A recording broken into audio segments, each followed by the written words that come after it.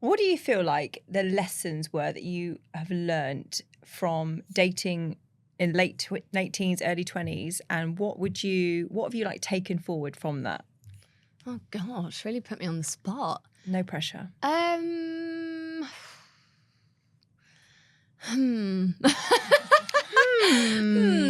lessons have I learned? Well, the thing is, I met Wayne when I just turned 22. So But I would say I was still really young. I think, obviously, I had a few relationships when I was younger. And I'd say, I don't know, I think I went into all my relationships quite naively. Yeah. Like, I think you just go in and you think, like, each person is, for some reason, we have this obsession with the rest of your life. Like, I don't know, like, we talk this, like, right, you're with someone, you should meet, get married, have kids, and be with them forever until the day you die. Yeah. And I kind of went into every relationship thinking that person was going to be that. Oh, wow. That's a lot of pressure. I know. I don't think I wasn't really someone, I didn't date loads. I kind of always had boyfriends. So I think I always went in like head first, deep, like this is the one. And there is a lot of pressure and it's quite intense. Do you think that put pressure, obviously like you didn't mean to, but like do you think you were putting pressure on them because of the way you were thinking? 100%. Like I look back now and I think I tried to mold relationships into that. Like I almost tried to grow up too quickly within a relationship. Like, oh, we need to live in a specific type of place, or our relationship needs to be a specific type of relationship. And were you asking questions like, you know, rather than like what we do next week, were you asking kind of like, so where do you want to be and how do you like, where do you see yourself in 10 years? And do you want kids? I wasn't. I don't think I was like that switched on. I think I just like I'd already made those decisions myself. I didn't need to know what they thought. We're going to be here. This is what we're going to do. I made that. Got it. Yeah. That's really interesting. Whereas I think, I don't know, like, were you a dater? Like, because for me, it was just like I had a handful of boyfriends as I was growing up and they were always like serious. Yeah. I think I had more serious relationships when I was younger than I do now. Yeah. Because I was probably more free. Now I feel like the emphasis is on it needs to be right. Whereas when I was, God, certainly in my teens and all of my 20s, it was just like, I fancy you, we get on, so let's date. And that was as far as it went. And then, yes, the feelings as they developed, I would start maybe thinking more seriously of like, could this person be my person? But then I think I was only asking myself that question because I'd heard that somewhere, probably on a podcast. Like, you know, is this your person? What does that even mean? It's so extreme. It's so heavy. It's so loaded. But my mind would go to that sort of question and then I'd pick problems with them because for the first 6 months, it would have been fine because it was easy, no feelings attached. And then as soon as the feelings came in, I think I'd start picking like, ooh. So do you think you would pick to then get rid because you were like, it's not the person, and then you kind Bit of find, both. Pick to try and work out, are you really going to be my person? And pick probably, to just self-sabotage so I can say, see, another one didn't work out. Whereas I would pick and change. You are going to change. But also like change myself as well. It wasn't just them. I think it was like, I look back now and I think it was kind of like playing roles. Yeah. It's mad, isn't it? It's like how are we meant to know? How the hell are we meant to know? In fact, should we ask our guests how we're meant to know? So we've got two lovely guests on today. We've got Kelsey and Madison. Hello. Hello. Hi, how are we doing? Good. All right. All right. It's a bit early. Yeah. No, not at all. We're alive. We always start off our chat with like 2 questions each just to warm you up a little bit. Oh, gosh. And we always ask, what would be like a specific ick of yours? Madison, we'll start with you. Ooh, on the spot? I feel like icks are quite popular at the minute. Yeah, I was thinking about it on the way here because I just feel like there's a lot of icks to pick from. Like there's quite a few things going on. And I feel like the icks are quite different. I sort of mostly date women. And so like I get to miss out on like men not like doing things. You know how men just like won't do things or like won't clean things or like won't bring home milk. Like that's like not my daily life. Thank fuck. Like so maybe my biggest ick, and I think this is maybe a poor opinion, is when someone's a Disney adult. I just think it's awful. Interesting. So, as in people that love Disney? Yeah, but like a lot. Like, so you can like love Disney. I love a princess movie. Like, I think that's really fun. And I like, you know, the old Disney Channel movies, whatever. Like, you can like them. But there's like, you know, when someone's like, I want to get proposed to at Disney World. why? Yeah. It's a little weird. Do you know, I quite like that because we've had so many variations of icks on here and no one said that. No. And I sort of agree with you because it's a bit like, oh, you're just like childlike. Yeah, it's a bit weird. Yeah. Like, is it not like I was actually just at Disney World with my girlfriend. She met my grandparents. Like, we were in Florida, like, literally 2 weeks ago. She was there to meet my grandparents, and we did a side trip to Disney World with my little sibling and my mother. And that wouldn't have been my top choice of holiday, but the whole time we were there, she was threatening to pretend to propose to me. And that would have not been for me. Because I just can't have people thinking I'm a Disney adult. Like a Disney adult. It's a bit like I went to Harry Potter World with my kids and there was 2 grown adults fully dressed head to toe in costume. Seriously though, not like it wasn't. And yeah, I think that would make me go. Yeah. Just in dating, you know what? The girls can enjoy what they're doing. Like, enjoy your life. Like, go to Disney World, fake dressed as Flynn Rider from Rapunzel. Like, live your best life. Mm-hmm. But in my relationship, I think that would be a no-no for me. Yeah. Fair. Okay, yeah, that is a fair one actually. Thank you. You're allowed. I'd probably say like guys that come out of the car in like a funny way. Ooh. Like, I don't know. We get such this body movement. Like, the thing is, you've all made me and Cece so aware of what everyone does now. Trust me, I don't even know how to sip my drink. That's why it's just sat there getting cold. Yeah, just like if you just come out of the car and I see your boxes and I see a bit of the crack, like, no. Okay, that's different. Okay, so you mean like arse crack? Yeah. Like, that's a no. Yeah. Not even like, boxes? I don't want to see that. Okay. So if it's like, because obviously, I mean. Crack I get. But God knows what I look like when I get out of my car. Usually a hot mess, I'm always in a rush. But like, so if like the t-shirt's risen up and you were to see underwear, it's just really? Yeah, I'll just look at you a bit funny. So is it that they need to be wearing long tops? Yeah. Is that or okay? just like before you get out, like just make sure that I don't see anything. Okay. Yeah. I sort of, now you've done the move. Specific. I sort of get like just sort of, make sure you just look all right. Like, okay, just not messy, like clumsy. Yeah. What about green flags then? If we go with you, Madison, what about a green flag? A yay. Green flag, not saying I love you in the first 3 dates. Fantastic. Always a win. And if someone's not gonna like immediately share their like deepest, darkest traumas with you. So I think it's always a green flag when someone comes at you for like shared interests and like things that you might enjoy together. And then it naturally progresses into sharing. Yeah, I think there's sort of, it's a bit front-ended when you're dating women, but that's part of how I knew I wanted to date my current partner. Was she was like, I actually think we should avoid talking about this for the first month. And I was like, that's fine. I like that. Yeah. That's really interesting because great. I think I'm very good at going there immediately because I just love to chat and I've got no filter. So, and I don't hide. So I'm just happy to have that convo. But you're so right. When you've had like a deep and meaningful on a first date with a complete stranger and you think, I might not ever see you again, yet I have massively overshared. So you've sort of like given away, not nuggets, but you've given away a lot about you and who you are. Yeah. What about you? What are your green flags? Someone that's assertive and just knows exactly what they want from the get-go. Doesn't play you around, doesn't play any games. That's just a green flag for me. And it's very rare because you don't really see, I've met people before and they like that game thing, and I'm just who's got time for it? No. Like you don't have to be full on, but it's like don't make me guess. No, Like, it's long. Just say there's not right. I've never been a everyone game player out there. There is nothing wrong with saying you like someone. Agreed. Love, no, we agree on that. First date, first fucking 6 months. Keep it in. But there is nothing wrong with saying you like someone. Also, just text back. Yeah. Just text. Exactly. Agree. Don't wait 10 minutes. No one gives a shit. Like, you're going to get to that point where all the walls go down, the game stop anyway. Like, and do you know what? That's one of the things that I have found through my dating world, really on a tangent now, is the disappointment of when you've dated someone for, say, 2 months and they have played this game and then they stop the game. So then you're like, oh shit, I've developed feelings for you within these 2 months, but now this is who you are. Now, so then everyone's disappointed because then you don't end up being together. See what I'm saying? So you wasted time. You wasted time. They wasted time. Well, I agree. Yeah.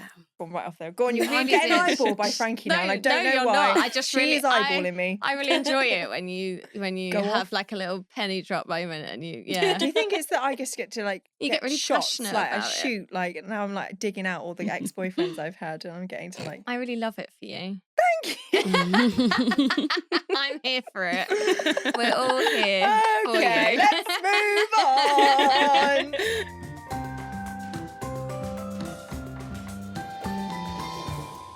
Kelsey, tell us a bit about where were you, what was going on, because I feel like this is going to be one of those ones, the juicy ones. Yeah, where we it need is to a sit long one. back. Tell us all. Right, so I met this guy, let's call him John, just a simple name. I met him back in 2016, late 2015. So how old were you around this time? I think I was 17. So I young. might have been, 17. He was a little bit older than me. And I met him at the church that I was at. We went to a camp retreat and, you know, he was sort of giving me the eyes. And I was like, okay. And, you know, he's nice to look at, you know, very strong build, masculine, strong beard. And yeah, we was talking for a while. We'd FaceTime each other quite a lot. We'd be on the phone like late hours of the morning. And then I went off to uni. I think this was still sort of 2017, maybe 2018. So you'd been talking for like quite a while Quite then? a while, yeah. You'd only met once at this camp, well, at church and then the camp. Yeah, like right. I'd see him like on Sundays and quick hello and just a Oh, little so you'd chat. see him at church? Yeah. Right, fine, Yeah. got it. So anyway, so when I went off to uni, he planned to come and see me. We became intimate, and it didn't really last long. Not on like his part. It was sort of like just me. Like I just wasn't brutal. Really wanted to go there then. Really wanted to go down that road. I just wasn't really feeling it. Okay, so you weren't really like loving the... No, Okay. not really. He stayed the night. He left in the morning, and then that was the last time I was probably going to see him. Yeah, like, you're ever. thinking, I'm not really... Yeah. So conversations kind of pretty much stopped. Like he would stop calling me, stop texting me. Like there was just nothing. Were you quite happy about that though at that No, time? I was a bit confused. Like Oh. even though I wasn't feeling it, we still had a bit of a friendship. Mhm. But like, don't just ghost me. Like, Yeah, for no reason. also Yeah. you Do know what I want to mean? be the one to like... Yeah, say, Yeah. exactly. Yeah. Skip to 2020, the pandemic. This is how long after then? Like How long after? 2 Yeah. years, 3 years? Yeah, about 3 years. Oh, wow. So Wow. you hadn't heard anything for 3 years? No, I was at home and I was on Instagram, just scrolling as you do. And I don't really check my DMs that much, but I just decided to check it. So I checked my DMs and there's this person that popped up and said, "Hi, Kels." And only my close friends, family, they call me Kels. Like everyone else just calls me Kelsey. So I'm like, who's this? So I looked at the profile picture, no bio, like no Ooh. nothing. Red flag. So yeah, so I Or was just like, blank? just blank. Mm. So I ignored it. And the next day he messaged me back. Can't really remember what he said, but something along the lines of like, if you're ready to talk, like I'm here. 3 years later. Yeah. But I still don't know who this person was. And again, going back to the games, he took me on this guessing game, trying to figure out who he was. And he sent me voice. Oh my God, I'm already over him. Weirdo. Oh, Pass. He block. sent me. Yeah, literally. But the thing is with me, like I was just intrigued. Like, Yeah. even though I don't reeled like you the in. game, it's like, who are you? Yeah, I entertained it a little bit. He sent me a few voice notes, and even in the voice notes, I couldn't figure out the voice until he said a specific word, and I was like, oh, it's this person, it's John. I love that you didn't even recognise his voice. I know. You're like, who? But I quite like that as well. Yeah. I was like, oh, I really want her to remember me. No, I did not. So I gave him my number and we spoke on the phone for hours and hours. I asked him, like, how have you been? He was like, I'm not really in the best position at the moment. And I was like, oh, why? And he was like, do you remember that injury I had? So a little bit of a backstory. When he was 16, he used to play football and he injured his leg. And then later on, he had the same injury and it made it a lot worse. He was telling me that his leg, he's basically bedbound, just put it that way. He couldn't do anything. He painted this picture to me that he has no family around him. His mum and his dad were living in a different country. He just had no one to look after him. He was living at his auntie's house. And I said, you know, like, how are you like surviving? Like, how do you get food? Like, how do you like do normal stuff?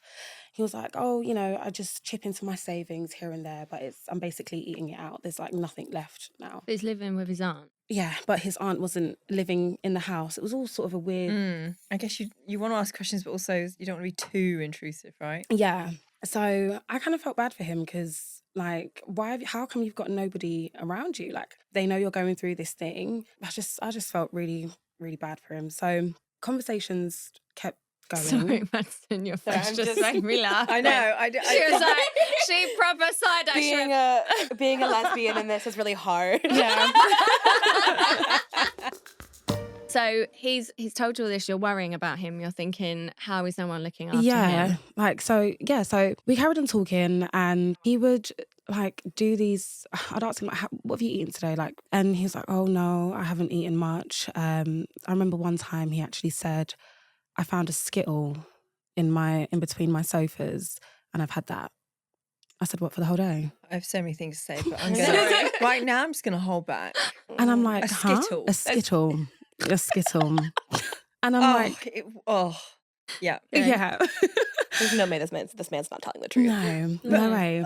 So that's my ick. Decided. Men that eat Skittles from fucking cracks in the sofa. He's a poor, unfortunate soul. Oh, poor him. At this point. Yeah. Poor him. But I'm not thinking... You're worried about him? Yeah, I'm worried.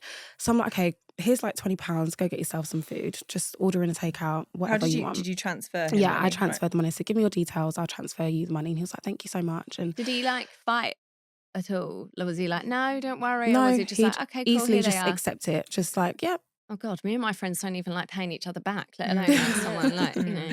Yeah, and that became like a regular thing, like all the time. He would never actually ask me, Kels, can you send me some money? He would just make a little story like, oh, you know, I'm just sort of rationing whatever is in my cupboard at the moment.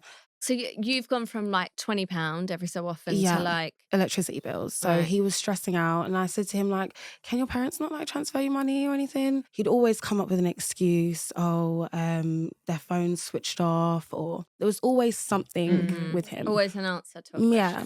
Again, I'm not thinking about how much money I'm spending on him. I just want you to be okay. He's emotionally got you right now. Pretty right? much. He's like, yeah, Pretty you're much. invested. And, Yeah. And are you like just talking on the phone, text, FaceTime? Like what's the... Okay, so we would text mainly. We'd speak on the phone, but even with the text messages, he would take so long to respond back. Like after I give him money, I wouldn't hear from him for like 4 or 5 hours. I'd call him and he doesn't pick up. And I'm like, oh, like, what's going on? So he'd only really be in proper contact when he wanted money. He'd still talk to me, still ask me like how my day is. But yeah, there was no fluidity in the conversation. And how much money do you think you gave him overall? Probably around just over £600, which is not, to someone else it might not be a lot, but It's a lot. That's a lot of money. It is a lot of money. Why do you think you kept it going then? Like what do you think at that time? Because you hadn't seen him for years. He's come out of nowhere. You're only really texting. You're starting to notice he's only talking to you like when he needs money. Like what were you getting out of it? I think it's the fact I had no one else there at the time in my life. Like there was no other guy I could speak to. You know, he gave me attention, just not enough of it, but it was enough for me at the time. It was someone. Yeah.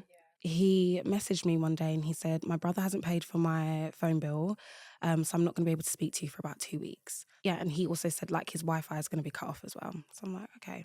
A lot going on in Yeah, here. a lot going on, literally. A few days after that, I was just checking my emails and I get an email from him. And he was like, hi, Kelsey. I've just had to come to McDonald's really quickly just to get the Wi-Fi. My uncle's passed, so I have to, because at the time you could stream the funerals.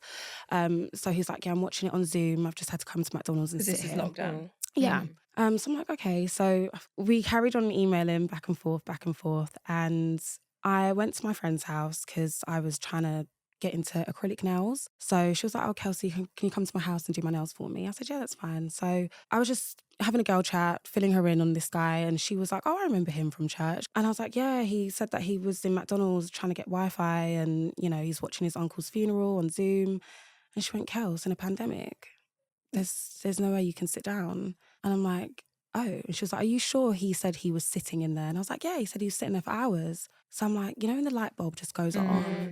And I'm like, hold on a minute. He's lying to me. And had you told your friend all the other times you'd paid for stuff? Yeah, I told And her. what did she say She was about just that? like, you're stupid. Like, you're absolutely stupid. Why would you do that? And I was like, well, I felt bad for him. And there was nobody else that could, give him a helping hand. And she was like, you sure he's not trying to scam you or anything? I was like, no, he wouldn't do that. And I just told him, look, you're lying to me. The response that I got from that, it was like a whole different person. The words that he used, just the tone of the message, he was just completely horrible to me. I couldn't quite understand it. And he said, the fact that you can catch me out on some elaborate lie, it's amusing to me. He said McDonald's, KFC, Subway, they all have seating for the public. I just didn't respond back to it because I'm just sitting there thinking, no, you can't. After work one day, I called the KFC, McDonald's and the Subway in his area. Oh yeah. I like this. Oh yeah. I was not going to let that slide. So I called the McDonald's. I said, hi, I just want to find out if the seating area is open. They went, no. Same thing with the KFC, same thing with the Subway. And that wasn't enough for me. I decided to go all the way down there and see it for myself. Nice. Yeah. I got out of the station. It was like a 5-minute walk to the high street. And the first restaurant was Subway. They had the little barrier thing. You couldn't walk. Then it was KFC and they actually had the chairs on the table. And then it was the McDonald's. And again, it was completely shut off. And the only people that were sitting down were the delivery drivers. So if he was a delivery driver, yeah, okay. But with this leg, I highly doubt it. I came back to him and I said to him, look, you're just lying to me. I screenshotted like the COVID regulations and I sent it to him and he was like, I knew you was going to do that. And he was just laughing and he just never admitted to the fact that he was lying to me. Just trying to make you feel stupid. Yeah. I think about 2-3 weeks after, he called me one day and I could hear he was outside. So I said to him like, hi, like, you okay? Like, why are you calling me? And he was like, oh yeah, no, I need somewhere to stay. I was like, what do you mean you need somewhere to stay? He was like, yeah, there's something going on with my auntie's house at the moment. I can't really go into detail about it, but yeah, I need somewhere to stay. Me being stupid, I was like, yeah, okay, like fine, you can. Kelsey! What? I just was not thinking. I was not thinking, and It's really. I called my friend after and I was like, oh my God, John just called me. He wants to stay. And she was like, are you dumb? Like, are you silly? You don't really know this guy. This guy's been lying to you all this time. He's basically scammed you out of money. Why would you want this person in your house? God knows what he would do. If he's going to steal something, he might hurt you. I was like, yeah, okay, yeah, you're right. Yeah, I probably shouldn't, but I'm going to do it anyway. Yeah, I just texted him back. I said, look, don't bother. Like, I'm not going to let you. I didn't say why. I just said something's come up. Whoever this friend is. Yeah. Yeah. She's the one that even said, like, it's a pandemic. There's nowhere you can sit. So she's a quick thinker, not like me. No, but you were in it. You were. Like, I get it. We all get. We definitely do things we shouldn't do. Yeah. So when I told him like you can't stay, he got very angry about it and he called me a bunch of names, and that was that. Let's just say that was sort of summer coming into July. I was on Instagram and I see a picture. He posted a picture of himself in a club. Knees better then. Oh, there was nothing wrong with him. Like you could just tell from the photo, this guy looked like he was going to the gym. Like he looked clean, he looked healthy. I remember one time I offered to even go to his house and, spend some time with him. And he said, no, I don't want you to see me like this. I've lost so much weight. Only my... Skittles, you see. Yeah, only my relatives have seen me. And I'm like, but you've just said... There was just so many inconsistencies in his story. And when I looked at the photo, I said, you look absolutely fine. You're hot. Stop looking so buff. I was just shocked. And like it's not like he blocked me. It's like he wanted me to see this. Like he'd post on Snapchat at festivals. He's going on holiday. He's flying out. And I'm sitting there thinking, oh, he's waiting for this date for his surgery to happen. But you're in another country having fun, doing security. Did you ever confront him? No. And why do you think he did it? I have if he no had idea. money and he was able to do stuff. What did Wow. he get out of? Did he though? Because I was thinking if he's getting, say 600 off you, 600 off someone else, are there other people just paying for his holidays and paying for his Yeah. festivals and lifestyle and his knee surgery? How Yeah. fucked up though. I Who know. lives Yeah, a that is life like that? Fucked up. Evil man. I think I was just a girl out of many girls that he probably just thought, you know what? Yeah, let me try my luck. Let me see how far I can get. And he got quite far. I give it to him, but And has that made you feel different? Has that affected you mentally or personally? at the time it was hard. Like I cried a lot. Not even just for the money. It was more Because someone's tricked you. Yeah, you was. If anything, you was also my friend, and I was really, really low. But I think what also helped was the fact that I knew he was lying because I went there and I saw it myself. Yeah. If I had just taken his word for it, maybe I don't know. Maybe That was kind of your closure, yeah, maybe. yeah. Yeah. I didn't need to speak to him. I didn't need to get an answer. He knew that he was lying, and Do you feel like any of it came down to like your lack of experience of dating or like your naivety of being young? Definitely. Yeah. Like he was the first guy I'd probably say he was a little bit older than me. And I wasn't used to that. I hadn't really dated a lot before him. So yeah, it was an experience that I don't really want to go through again. No. But Do you think you could spot that now? Do you think you'd be a bit more like vigilant on Yeah. like what? Yeah. definitely. But it's a hard one because I'm such a help.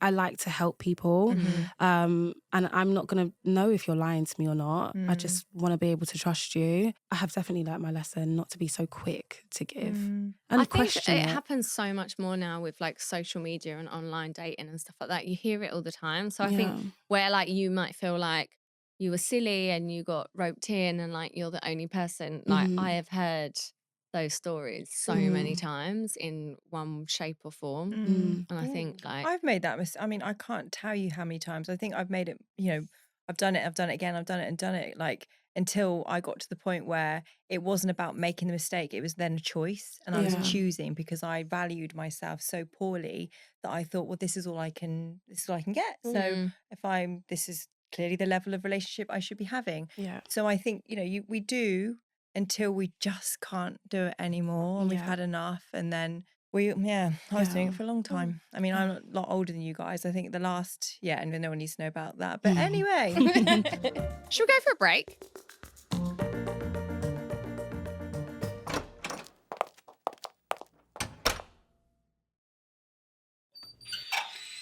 Poor Kelsey. I just feel like some people just really take the mickey out of people that are just good. Yeah. Good people that don't want people to be harmed or be unhappy or be unsafe, and he just completely played on that with her. Yeah, there's not an ounce of bad in her, right? So why would someone do that? Like this, I always think, karma will come back round and chew him up and spit him out. Okay, right, Madison. Hello. Let's have it. What are we going to be talking about with you today? So I am American, as one might hear. I lived all over the US, but I grew up in a very conservative part of California most recently. So I went to secondary school, my last 4 years of school in California, in this like very small Mormon community. I'm not Mormon. Wow. We just happened to move somewhere where the school was between 3 Mormon temples. And they just had no idea. And so Thanks, Mom and Dad. So the school itself, like the structure of the school was not Mormon. Yeah. But the school is 3,000 students. And I would say 70% of them were Mormon. Yeah. And I was the only gay person. Oh, wow. So it was it was crazy. So, The only. Yeah, the only one. But you'd come out of school. So I moved there right at the beginning of year 10. I'm translating, so I'm doing it in England. Thank you. Thank you. Go. You're welcome. Thank you. So I moved there at the beginning of year 10, and I had figured out that I was like interested in women like 4 months before, and my parents were like, "We're moving to California," and I was like, "Oh my god, like great, Yeah, I'll come to school, I'll be out, and it will be so chill." Like it was like an hour drive from San Francisco. I was like, "There's no way it's gonna be a problem." And I accidentally ended up in the biggest community of Mormons outside of Utah and Hong Kong. Those are the two biggest communities.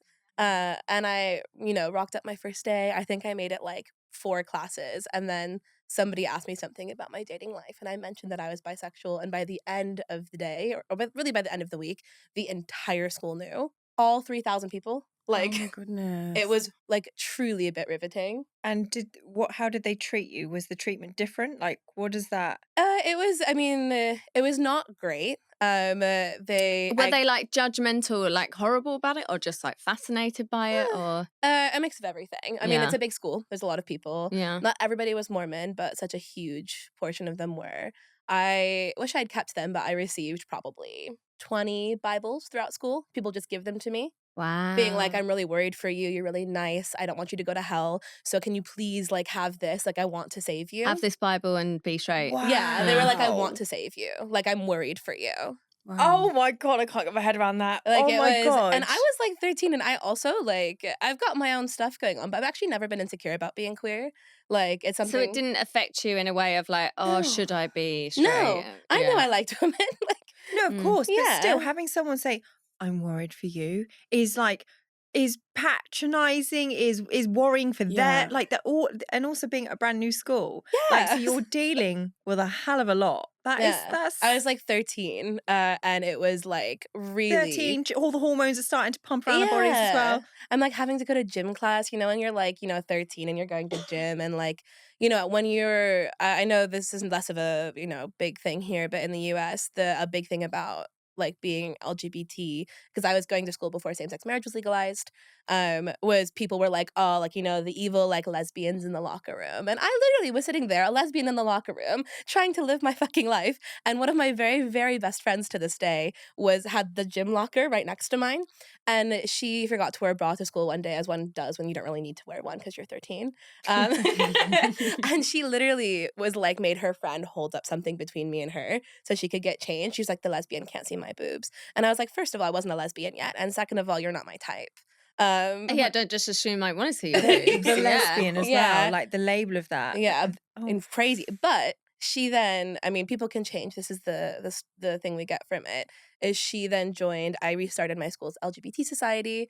And we went from 2 people to like 85 people by the time I graduated. Oh, well done. Thank you. That's great. It was a great experience, and it's one of the best things I'll ever do. But she joined that committee with me, and so she's actually probably my only straight friend, like literally the only one. And she to this day is still my only straight friend, and we still see each other very regularly. What happened then when you moved to the UK? I went through a phase, which I think anyone who knew me in undergrad would remember not so fondly, of dating like a string of closeted women, all of whom still give just like the like name, I don't know, like Georgie. Mhm. Like, so I will call them all the same name because there's like Okay, a million okay. of them, and I can't make up that many names on the spot. I think I'm quite feminine. I've always been quite feminine, and I'm also very happy to talk about being queer. And I think when you're young and you're in uni and you're just figuring out who you are, because it's like, it's such a good time to like touch base with like what you want from life. Meeting someone who is quite femme and also quite loud about being queer makes me kind of entry level. Mhm. Like people Yeah. aren't If super you want to scared. give it a go. Yeah, if you Yeah. and You're a I good also, option. I dated a lot of them, but the woman actually who set me up with my current partner, because we got set up by like a mutual friend, actually set me up 3 times, and 2 times were actually 2 of the worst dates I've ever been on. No. And then this 3rd time, I'm now with my partner of 3 years, and like we live together in our beautiful wow. like home in North London. So she's got a 1 in 3 success rate, but the Uh-huh. success is pretty good. But the first thing she ever set me up on was an accident. She set me up with her friend Georgie, truly, truly incidentally, because she used to frequent the pub next to my house. So she texted me and she's like, hey, come out. Like, I'm right by your flat. Come get a drink. And I was like, literally, no, I just got home. And she was like, you're coming. Come out. I can like see your window. Like, this is no excuse. You're young. You're 19. Yeah, Why are come you in out. your home? Mhm. And I was like, because it's a Tuesday, but I will come. So I went down and I rocked up, and there was this girl at the bar, Georgie, who was I'd never straight. met, who identified as straight. Identify straight. Yeah, like at the time. So she asked me about school, and I was like, just sharing. And I think she was just really had been thinking about her sexuality. And so she was really like, really just like looking at me in this way where you can tell. There's like a particular straight girl look where you can just like see in their eyes that they've been thinking about it for years. And like maybe this is their moment. And Now I'm really worried about how I'm looking at you. I'm like, I'm sorry. Do I look up, You're down? So actually I not don't the know. only one. So it's okay. I'm like, I don't know where to look No, now. I Yeah. don't, do I? I'm sorry not to make all the straight women in the room really nervous. Yeah. But So she's looking at me and I'm talking and I'm like, and my friend who I think we'll call her Bella, was like looking at this and she was like, what the fuck is going on? And so. But did Georgie know why she was there? Like, did she I mean, so know there because was a it was an setup? accidental setup. This was, Bella's first Bella's. Bella's first setup Yeah. by complete accident, because the whole night Georgie's speaking to me. She's like asking me questions. She's like, she watched me con a bunch of men out of a trivia game and like loved every second of it. And as I was leaving, she's like, "Can I get your number?" And I was like, "Yeah, okay." And Bella texted me and she was like, "Is Georgie gay?" And I was like, "Is she not?"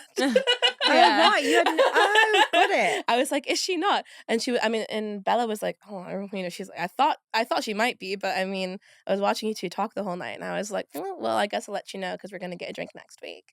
And so the next week comes, and we go to my local pub. We're having a nice chat. It's delightful. And then she's like, "Hey, I've got this project." She was a vet, and she was on an intercalated year where she was gonna do like a psychology, intercalation. So she's doing 1 year of psychology. She had to write a dissertation. And she's like, "Can I like interview you for it?" And I was like, "Sure, what's it about?" And at this point it's feeling kind of datey. She's kind of like, she's shown up in this like cute little dress and like her face is made up and like, it's giving date. Yeah.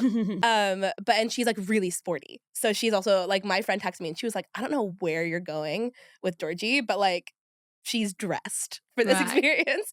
So we showed up and she's like, "Can you be my dissertation?" And I was like, "Sure, what's it about?" And at this point I probably should have been like, "No, thank you."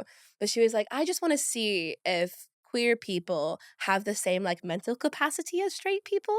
Whoa. And I was like, Okay. Whoa. I was like, I was like, "What about like," I was like, "What does this entail?" And she's like, "I just want to see how you like spatially think. So I'll like give you an IQ test." And I was like, but I was also 19 and she was hot and like there was a lot like The dress was doing bits. yeah, no, I was like, So the next week I meet her at the same pub. She shows up, also ready for a date. She's like, "After this, I'll buy you a drink after you take your IQ test." And I do it. And I was like, I can't believe you get a drink, I'm you do an IQ doing, and test. I know, I was like, I can't believe I'm doing an IQ test for this woman right For now a drink. who clearly identifies as straight, but who like is flirting with me and like is really struggling with that. And so she gives me this IQ test in the middle of the South London pub. And then she finishes it and she was like, "Quite bright." And I was like, "I would sure hope so." Like, and then she puts it away. And we proceed to be like on a date for like 3 hours, which was really something else. Do you think this is her like fetish? So I think she just wanted a reason to speak to me about being queer. Like, I think she was really interested in that. So she used that as an excuse. She was trying to get in there. And I was like, "You could just ask me on a date." But I think that would make her feel uncomfortable. Yeah. So and the pressure, like when you class it's but I'm a like, date. "Babes, I haven't seen you out of your like shorts, your like football shorts, except for in this pub now 2 weeks in a row. So something is saying to me that you think this is a date anyway. So you could have just asked me out." Yeah. Did you say this to her? So kind of, yeah. Because I was like, "What's the like deal?" And she was like, she then, as most women do in this situation, shares this like tragic backstory of like, "I can't be gay, like I can't like women," which is fine, and it's happened to all of us, like, it's a hard experience. But so she shares her like, "Oh my god, I like can't be gay," and I was like, "Okay, well, there's no pressure to be gay here. You're welcome to just share with me." Like, I went to an extremely conservative high school. I'm very familiar with people having these kinds of crises, and it actually usually works out, especially in this country. Like, you'll be okay. It will be fine. So giving some guidance, having a good time, living my very best life. Giving her a cheeky like kiss on the cheek on the way out, just like a little bye, whatever. And then she happened to be the flatmate of that friend that was setting me up. And so for about a year after that, I'd meet up with her once a month. And for that month, she would like get dressed up for a date to see me. She would like be really excited about it. She'd be like walking on air for like a week, as my friend Bella would tell me, because she lived with her. And then she would freak out, have a week where she like didn't leave the house. She'd hit up a man, go have sex with him, and then freak out, and then text me and be like, "Do you want to get a drink again?" Wow. For like a year. Wow. And my friends were like, "What are you doing?" Yeah. And I was like, "It's no skin off my back. Like, I'm having a nice time. She's buying me a drink or two." There must be so many people that do this. Oh, 100%. Like, it's very what was common. the outcome of that for her? I actually wish I knew. I hope she's well. She left the school after a year because she went back to her like school that she was at before and was out of London. So I haven't seen her since probably 2019, 2020. Yeah. But she was always very nice and always having a bit of a rough time. So I do hope she's well. But I do hope she's well. Yeah, I do hope she's well. But she actually was like lovely and kind, but truly every time I'd see her was really experiencing like insane tumult all the time. And like people do this all the time and to varying levels. So I hope Georgie number 1 is well. Oh. Thanks, guys. Thank you. That was like, I feel like we've gone from like 2 extremes almost. Like, thank you for sharing. Really appreciate it, and your honesty and openness and vulnerability. You're welcome. Yeah, of course. Thanks for listening, guys. And while you're at it, I know you've got your phones open. So you see that little follow button? Hit it now, and whilst you're there, you might as well leave us a really nice review. From Podimo and 2020, this has been First Dates the Podcast, hosted by me, Frankie Bridge. And me, Cece Coleman. The producers are Blondine Hogue and Fionn Lewis. The video producer is Rob Walsh. The executive producers for Podimo are Jake Chudnow and Matt White. The executive producer for 2020 is Martin Trickey. Special thanks to Bruna Pias, Kendra Steeb and Fatima Patea. For ad-free episodes, subscribe to Podimo UK on Apple Podcasts.